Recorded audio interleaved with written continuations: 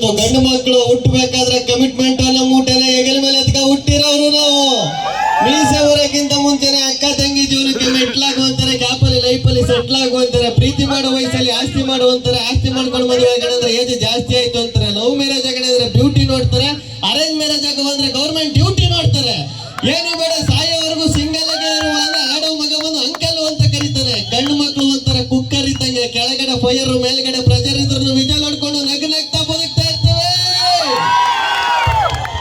ನಿಜವಾಗ್ಲೂ ಸಖತ್ ಖುಷಿ ಆಯ್ತು. ಇನ್ನು ಕಾರ್ಯಕ್ರಮ ಇದೆ, ಮತ್ತೆ ಸೇರೋಣ. ಇನ್ನು ಕಾರ್ಯಕ್ರಮಗಳು ಮುಂದುವರಿತದೆ. ಧನ್ಯವಾದಗಳು. Thank you. ಡೈಲಾಗ ಯಾವ ಡೈಲಾಗ್ ಬೇಕು? ನಿಂಗ್ ಲವ್ ಫೇಲ್ ಆಗೈತ ಮಗ? ನನಗೆ ಗೊತ್ತು, ನೀನ್ ನೋಡಿದ್ರೆ ಗೊತ್ತಾಯ್ತದ.